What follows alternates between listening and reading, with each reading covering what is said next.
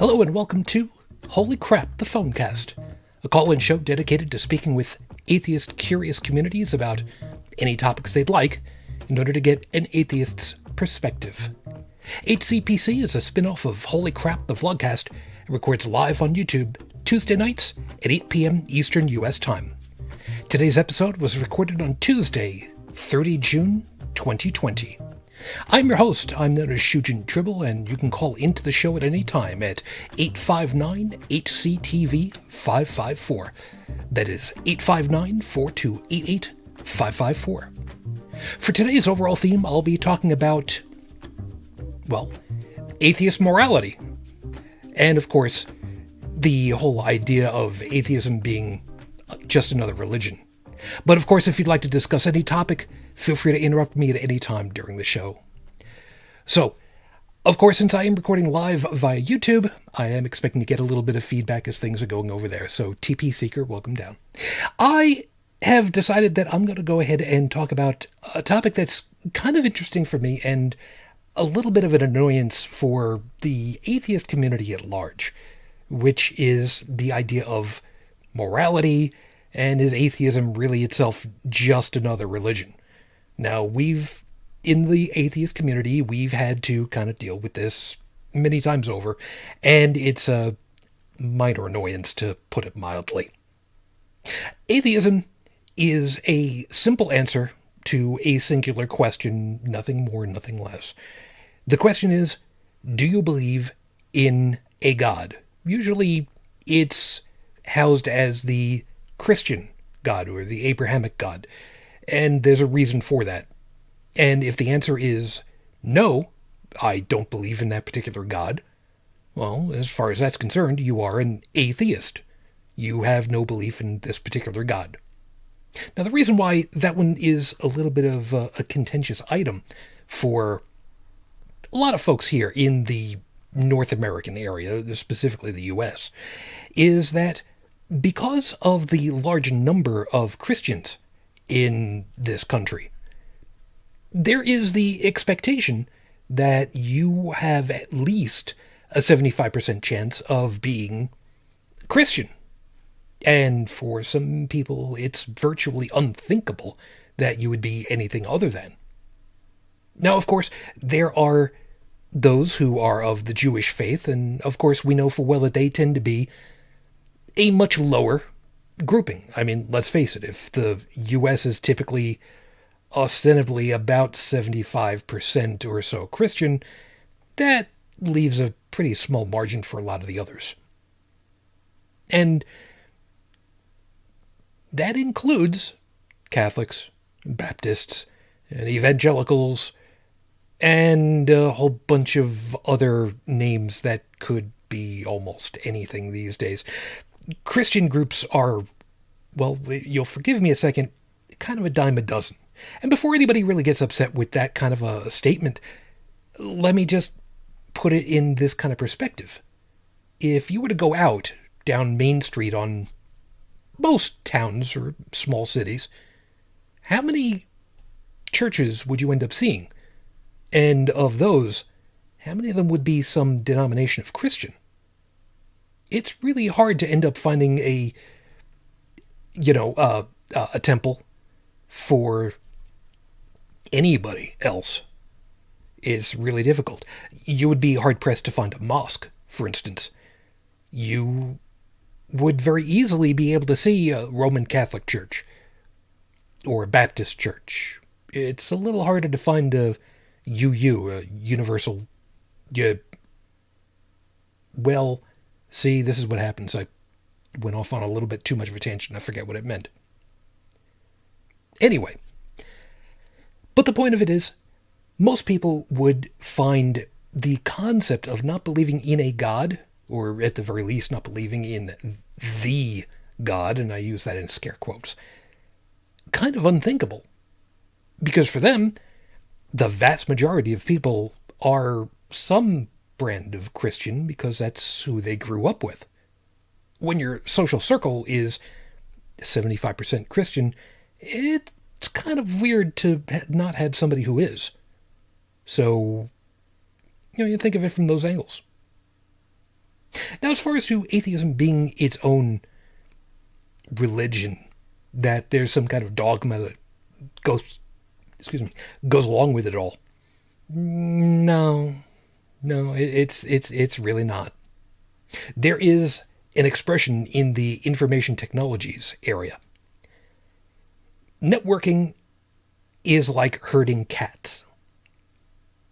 With atheists, it tends to be the same kind of thing. Everybody does their own thing one way or another. Some follow along different groups because they find it worthwhile. Others because they think that they're right. Some are contrarians and just do whatever it is that they feel like doing because they feel like doing it. But the idea that there is any overriding doctrine is completely out the window because there isn't one. Some people would end up using several ideas as not necessarily dogma, but as really good ideas to follow.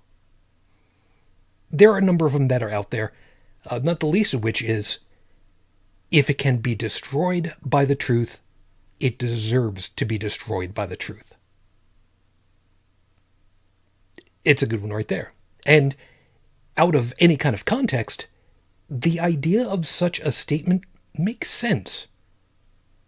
If you wanted to talk about another one, extraordinary claims require extraordinary evidence.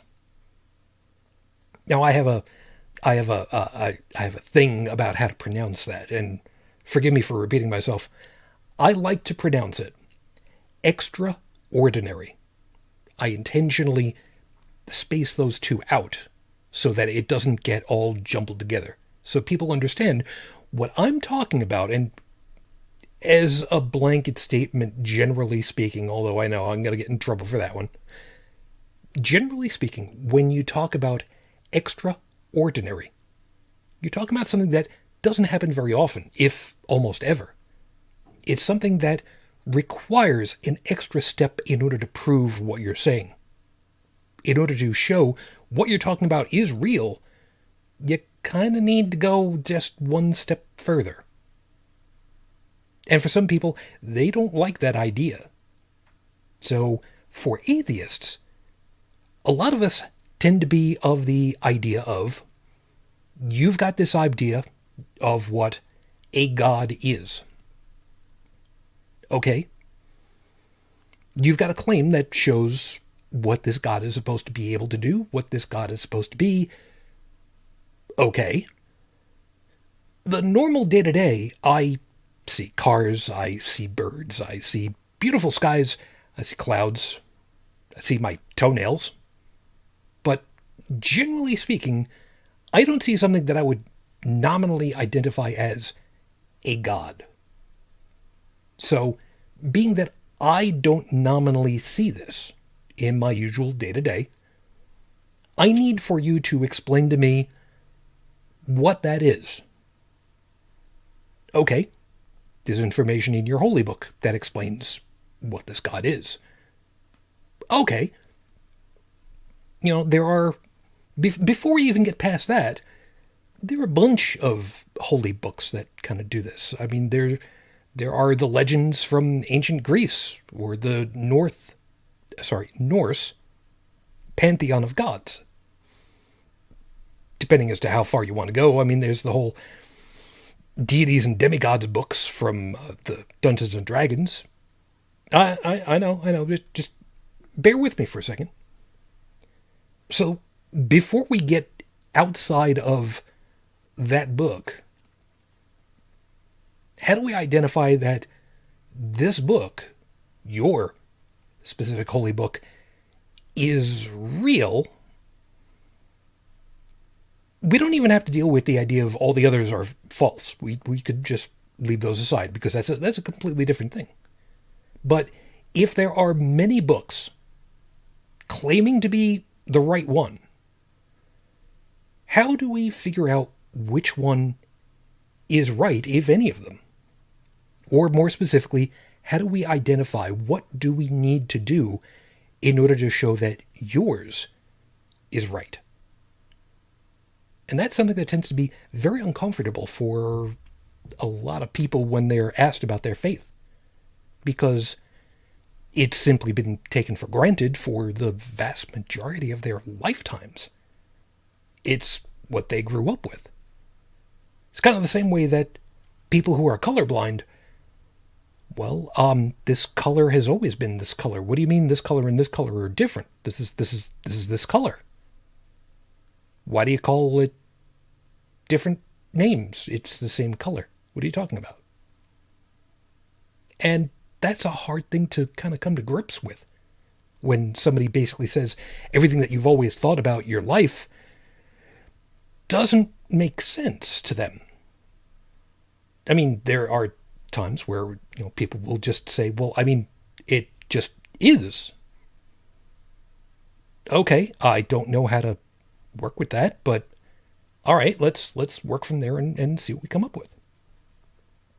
For some it works, for some it doesn't. Some are easier to deal with from the standpoint of they're more open to listening and trying to hash it out for themselves. It's not always easy, but a number of us try.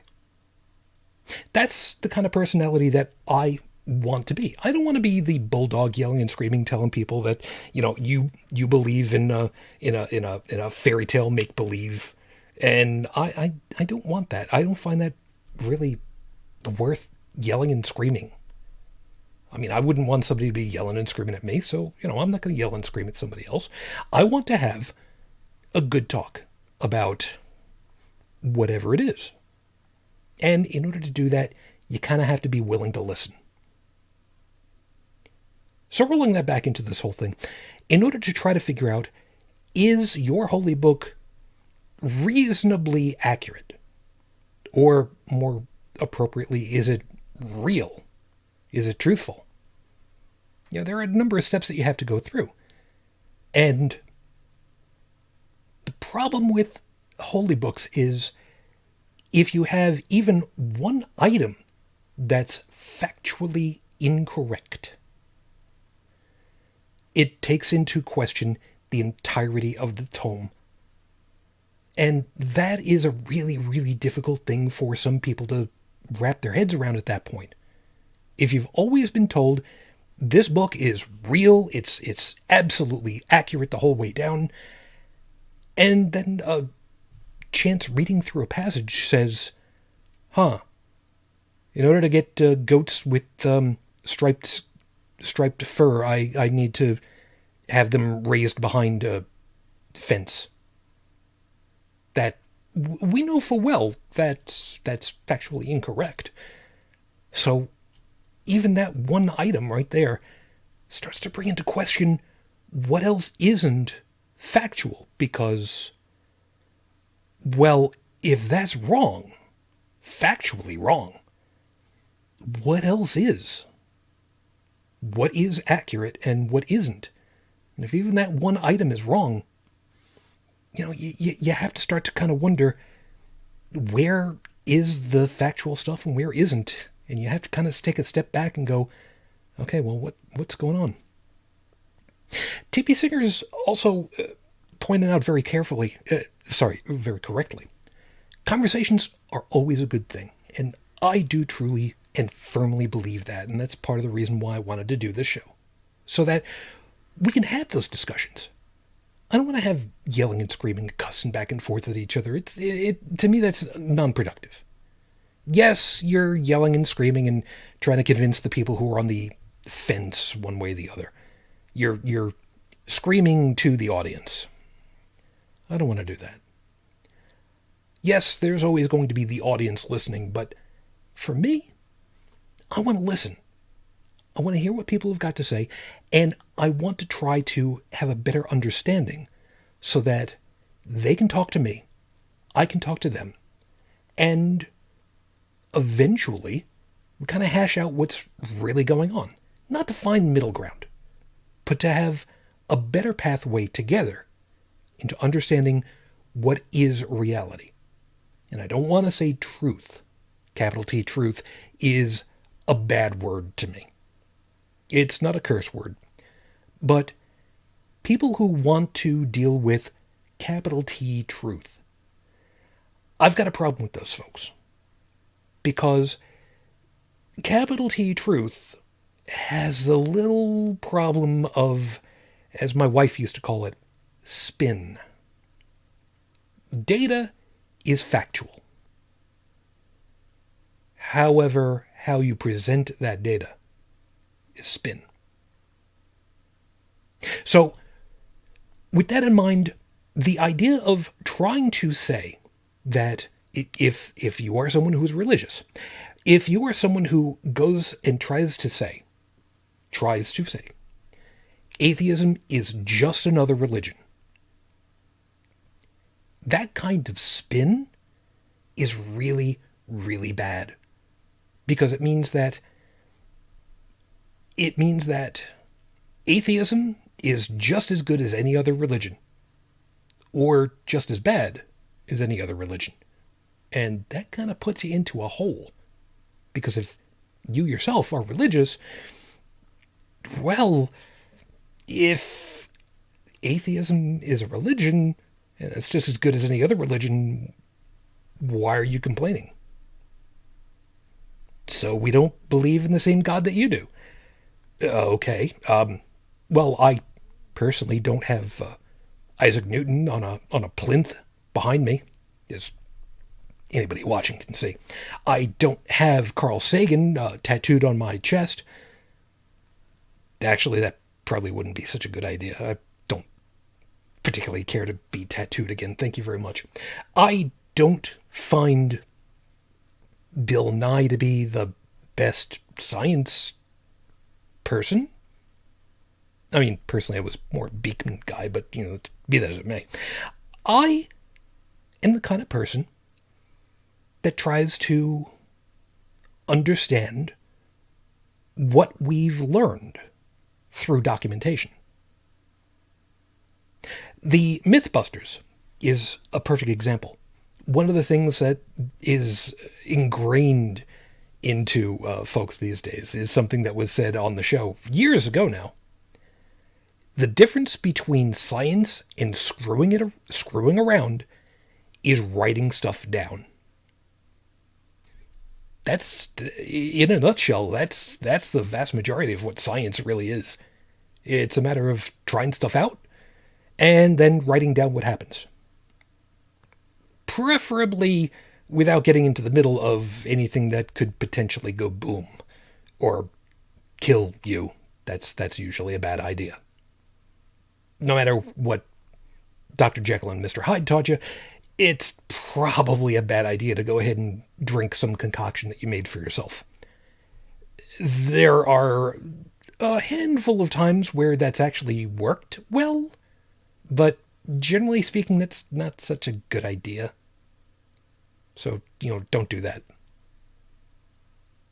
And that's why I think some people think that atheism has science as its core belief, the same way that religion has belief in its God, whichever one that happens to be, as its core belief. But they're not exactly on the same footing at all. With any religion, the core belief is typically wrapped around faith, which for some people gets to be a little bit of a naughty word, so let me explain what I mean by that.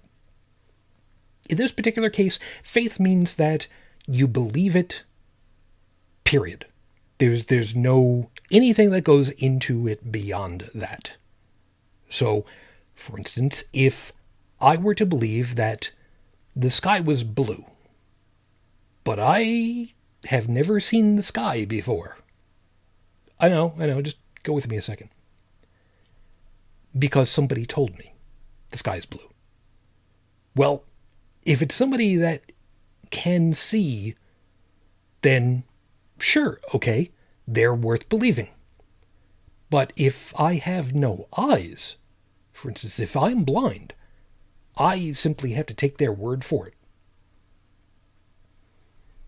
Now, It's entirely possible that somebody could just say, you know what, I'm just going to screw with this guy for the rest of his life, and we'll tell him that the sky is orange. And okay, it's good, that's cool, and everybody else is, sudden, going along with it. A whole Truman Show item. But eventually, somebody's going to finally say, "What do you mean the sky is orange? That's not the color of the sky." Well, I was always told it was orange. By who? Well, somebody that can see, and a whole bunch of other people who can see. Okay. They can see. Are they colorblind? I don't think so. What's that? Are they just screwing around with you? Why would they do that? So if everybody else, almost everybody else around the world, describes the color of the sky as blue, but you're surrounded by people who call it orange, and you have no way of checking what it is that they're telling you, that's a problem. That's faith. It's trust that's put into someone, sometimes with good reason, sometimes without. And that's the problem, because faith has no way of checking for itself. And that is something that tends to be, not always, tends to be antithetical to folks who are atheists. We have a tendency of being skeptically minded. And again, this is another thing that can kind of get to be a little bit of a difficult term to use. For some people, it's a naughty term, so let me explain. Skepticism is, to borrow an expression from Monty Python, not the automatic gainsaying of no, it isn't. Skepticism is, you say that these things are related. Could you show me how? And we expect that we'd be able to have that explained to us in such a fashion that it makes clear, concise, purposeful sense. The way I've described it is, you want to get from point A to point Z.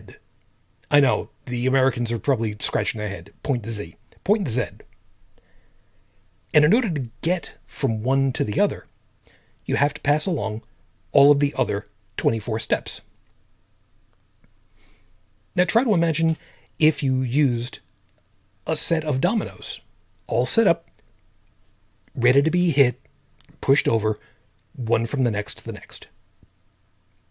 Each item must necessarily impact the next item. Each domino has to hit the next domino in order to get from point A to point Z. Leave me alone. Otherwise, you are missing a link in that chain. And as the expression goes, the weakest link is the problem child always. So, with a skeptic, someone who claims to be a skeptic, and some are more skeptically minded than others, the idea is simply, how do you connect point A to point Z through all those different stages? And it is entirely possible to kind of miss a step because you overlooked it. It can happen. It's easy enough to have happen. You miss a spot. Okay. But then when you get into the problem of, I can't connect these two items, but I'm taking it for granted that they're connected. That's where a skeptic's going to stop you right there. It's just going to, wait a minute, nope, we can't do that. You need to connect these two before we move along. But I've always connected these two. These have always been, I've always known them to be, because, I was always told that they were. Not good enough. And, yeah, that can be annoying, I know. But it's also productive when you look at these gaps and try to figure out how do these gaps work together? More appropriately, do they work together? When you find out that they don't, that's a point where you get to learn something new. And to me, that is something that is always fascinating. I enjoy learning more. It's not always easy, because we have a tendency of thinking that if we don't have all of the answers, that somehow we're stupid, we're idiots. It could be almost anything. But that's really not the way that it works. The opportunity of learning something new is always a fascinating subject.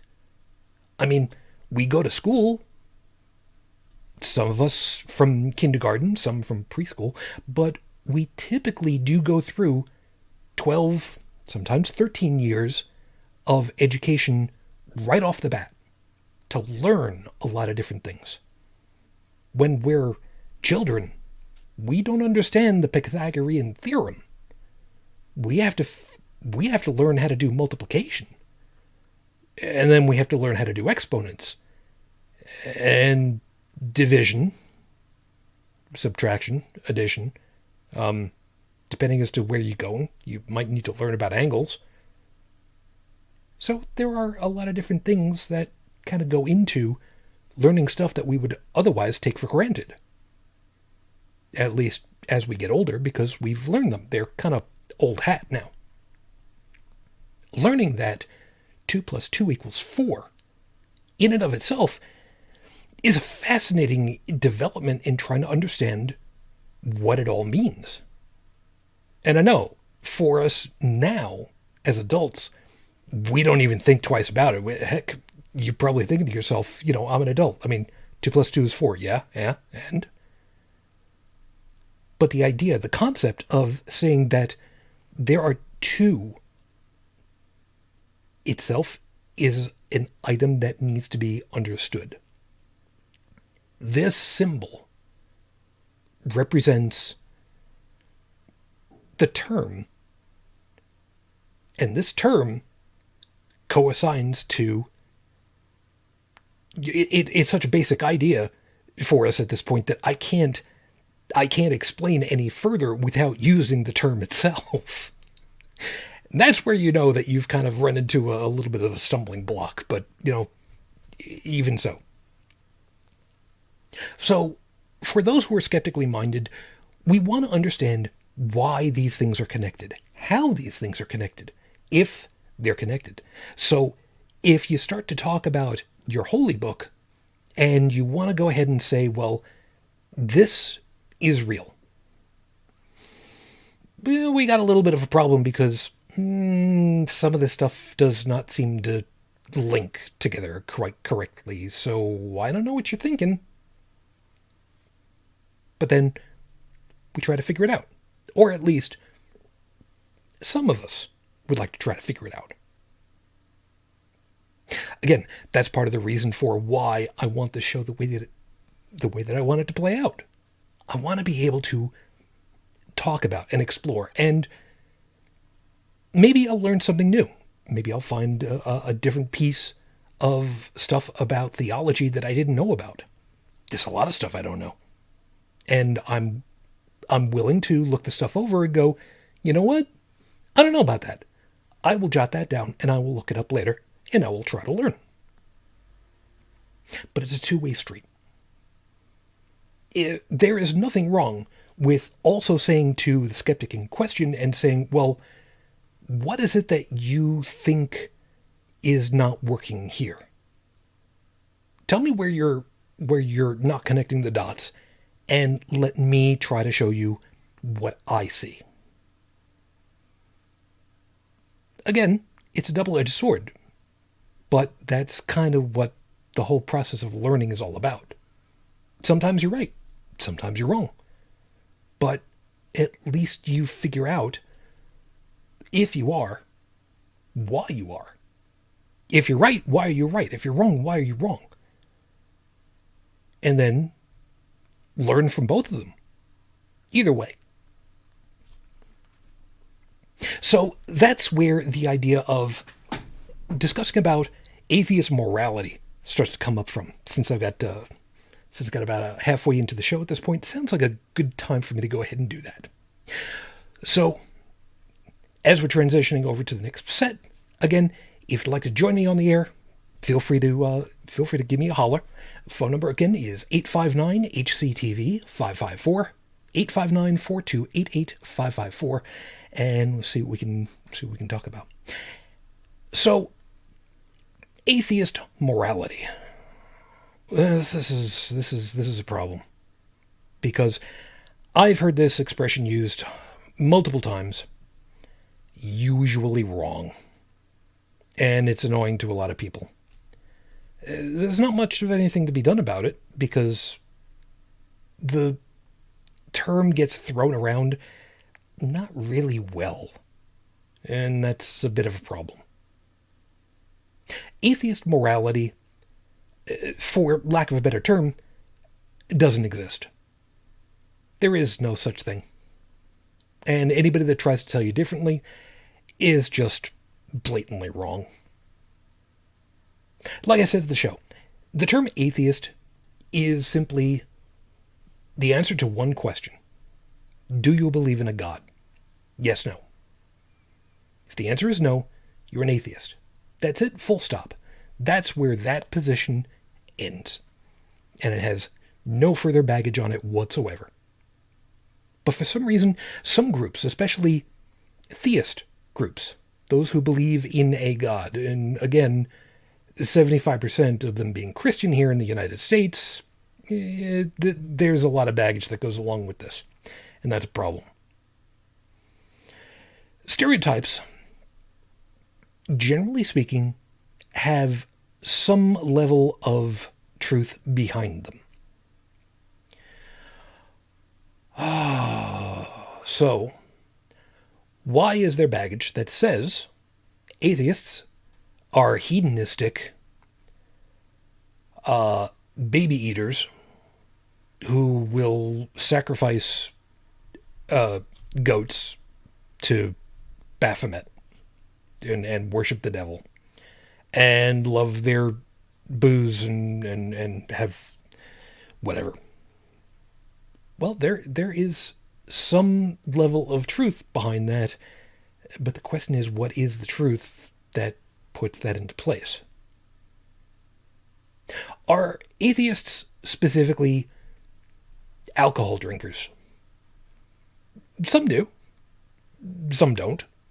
And those that do, well, they don't think there's anything wrong with that.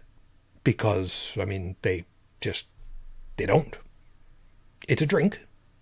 It's a drink with a specific toxin in it. And remember, alcohol is a toxin. In small doses, it's not really that dangerous. In large doses, well, you've heard of alcohol poisoning. There you go. The problem with the stereotype is that, for some reason, some religious groups find the ingestion of certain foods, certain consumables, abhorrent for whatever reason. There are some that are good reasons, there are some that are not so good reasons, but there are some reasons. I wish I really understood some of them. Sometimes the dictate is very as simple as, well, this is an unclean animal, you are not to eat this, without really describing what that really means or the why behind it. It's just, you will not consume of this, you will not deal with this, you will not, period. Full stop, end of story. Okay. Well, what if I do? Well, then, after you die, you're going to be tortured with 4th degree burns for eternity. Wow, that's comforting. Thanks. But, there's a whole bunch of baggage in that. For atheists, generally speaking, as skeptics, they will consume what it is that they desire to consume because well, they find it worthwhile. Or, more specifically, they don't see a problem with it. Alcohol, for instance. There's nothing really wrong with having some alcohol, as I mentioned before. Wine is a perfect example. It is something that folks will have with dinner. I had to be reminded that wine is just grape juice when all is said and done, so people who drink grape juice are just having pre-wine, I guess. Whatever. In the Catholic Church, especially, because that's what I grew up with. I was Roman Catholic, Italian Roman Catholic household when I was growing up. Thank you. It was offered weekly a sip of wine during communion, which was when everybody lined up and you got the little bread wafer and when you were old enough, you took a sip off of the chalice, a little bit of wine.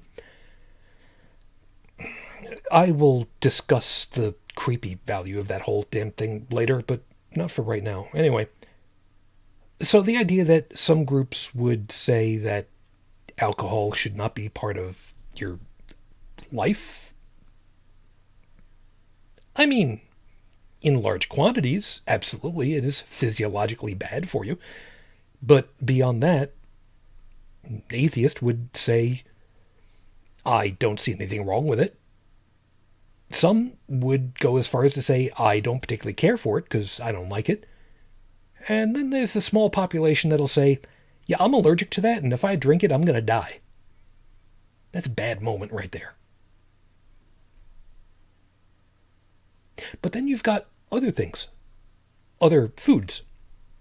Specifically, when you deal with especially Muslims and Jewish communities, there are certain things that are or need to be halal or kosher. There's a little bit of overlap between the two, but be that as it may. And the idea is that if a food is not meeting these standards, you're not to have it. And sometimes there are certain reasons for it. Usually it's tradition at this point, but very little is really rooted in anything even close to germ theory, shall we say. And TTTF, good to see you. And it says, like me and hibiscus, vomit blood. Well, how about you just don't eat hibiscus and you stay healthy that way? How's that sound? Good man. In any case, physiologically speaking, for a number of these things that are talked about, these problems with what to choose to consume, again, it's usually by fiat, as opposed to there being an actual rationale behind it. Don't eat pork,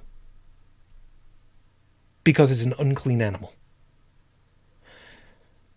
Well, that's okay. There's some rationale there, and okay, but what does that really mean? Because if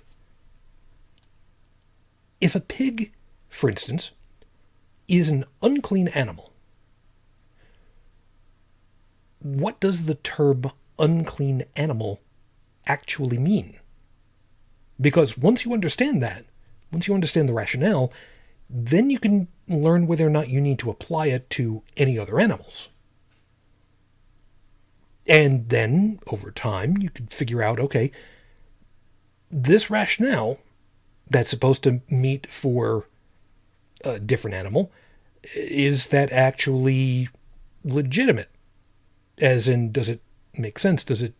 Are we actually safer for not having eaten it compared to the guys down the road that believe in Baal and they eat pork, so don't really much know what to do with? I don't know what you mean by soap, but okay, I guess we'll come back around to that in a minute. So If faith is a problem because it's basically giving explanations by fiat, or giving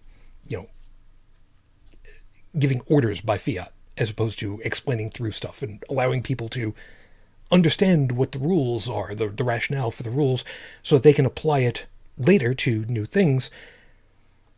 This has a tendency of being a problem because, well, you're telling people what to think as opposed to explaining how to think. That ends up running into a big issue later because, well, if it's not already in the book, like I was saying earlier, you end up with something that is factually inaccurate. Well, that starts to call into question the legitimacy of the rest of the book, and that tends to be a problem. So the morality question: don't eat this, don't drink this, don't consume this. Why? Again, it comes down to the question of why. And why is a really powerful question for such a short word, such a simple word. I mean, there are the stereotypical, 4-year-olds, 5-year-olds who are just, why is this? Why is that? And it's a good question. We blow off kids for asking all these questions and, why is this? Why is that? Well, that's a good question. Why is a really powerful question because it calls into how do you know something? What connects those dots? What is the domino set that gets you from point A to point Z? And how does this make my life better? And how does this make our lives and our society better? It's a tough thing to try to answer sometimes. And again, it opens up a lot of really difficult to answer situations. Sometimes because you haven't thought about them. Sometimes because they're uncomfortable because you haven't thought about them. It's what we do. We try to think through stuff, or at the very least, we try to. At least that's kind of the way that I want to do it. I want to try to understand. Some pieces fall into place very easily. And there are some that just don't work. Now, there is a little bit of contention with one of the 10 Commandments from the Bible. Thou shalt not kill. Okay. There are some variations that say thou shalt not murder. There's a big difference between the two. For instance, depending as to how far along you want to take it, thou shalt not kill. Well, does that also include the mosquito that landed on your arm? Does that include the ants as you walk along the road? Does that include the deer that you hit as you're driving at night? There are ways of thinking about this that, you really should think about. Because it's by fiat, there's no explanation as to what it really means. So it's open to pretty much any interpretation. And that's why I was saying that there are some interpretations of the Bible that say, instead of thou shalt not kill, thou shalt not murder. So again, we still run into the problem of, I see a mosquito on my arm. I'm waiting for it to go ahead and stick my arm so that it's stuck there so that I can then kill it. That's, I guess you could call that murder, because you intentionally went to kill something. Same thing with an ant. You could avoid walking on an ant, or you could intentionally walk on the ant. And if you could avoid it, isn't that murder? you intentionally tried to drive into a deer. Well, first off, kudos for you for having an amazing, late brake steering, skidding prowess with a car, but that's kind of murder if you kill it. And as TDTF puts it, yeah, it's semantic shenanigans, but there are legitimate problems with either way of thinking about it. If you say, thou shalt not kill, if that's the entirety of it, is that specifically other Homo sapiens? Or how far back the evolutionary tree do you go? At what point is it no longer killing that is dealt with by this rule? And again, if it's murder, it still ends up being the same question. Is it another Homo sapien? Is it acceptable to kill an antelope for food? Who is the rule supposed to be for in particular? I mean, there are some people that would like to foist this whole question of what qualifies as do not kill onto less sentient animals, shall we say. That they think that cats should not be fed meat. They should be fed vegetarian foods, which we know, physiologically speaking, is a really bad idea. It's really unhealthy. But, it's, for them, it's not from a standpoint of religion. It's more from a standpoint of, well, faith. Specifically in the idea that any animal could be vegetarian if it just wanted to be. It starts to get into a dogma area, but that's a whole other thing since I'm talking about cats, but we'll deal with that later. So, the morality question for atheism.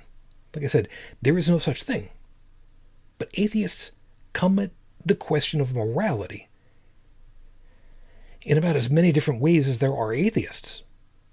There are some overriding ideas. Some follow the idea of do no harm, or do as little harm as possible.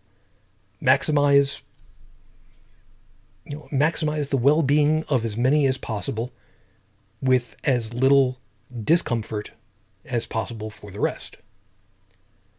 And yes, that kind of gets into the whole Vulcan idea of, the needs of the many outweigh the needs of the few.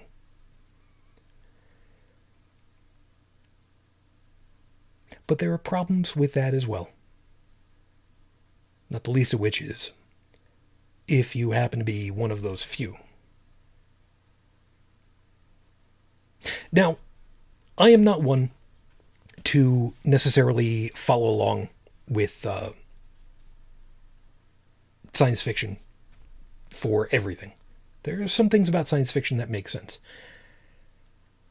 But the idea of saying, I want to make things as comfortable for as many people as possible with the least amount of pain as possible for as few as possible. So it is entirely reasonable for some people to say, look, I want things to go better. I want them to be better for everybody, and everybody needs to pay in a little bit of pain in order to make this work. So that if a little bit of pain is spread out over a lot of people, it's just a little bit of discomfort, and if it makes things better for everybody, then that's an ultimate good. And to me, that is something that is a moral good. Does that work for everything? I don't know. I haven't dealt with everything yet. Or at least I'd really like to be able to. But, I haven't lived forever. So I don't have all the answers just yet. I'm hoping one of these days to have a lot more. And seeing as how I've got tomorrow to look forward to, I think it'll be okay. I'll learn what I can, and I'll kind of go it from there. So we are getting very close to the end of the show at this point, and I want to thank all of you guys for being with me tonight, which in this particular case means that TDTF and TP Seeker, thank you guys for being with me tonight. I hope that you had yourself a fun time with all this stuff. I don't know if this particular show is going to end up on the air, but as a proof of concept that I can actually talk through a topic, so far that's a really good start right away. So thank you for being with me tonight. If you'd like to be part of the show next time, please join us here on YouTube, Tuesday evenings, 8 p.m. Eastern Time. HCPC extends a very large thank you to the staff at KTQA 95.3 FM Tacoma for time on their airwaves. Keep up the great work, guys. Our show's theme is Loopster by Kevin MacLeod and is used with permission from Incompetech.com. On behalf of all of us from HCTV, I wish you all the peace I no longer have. I wish you the strength that I've learned. I wish you well. And of course, as always, for my lady, 15 years on, I am still in love with you. Matane Fujin, I love you. I miss you. Dream of me. So until our next conversation, all, good night.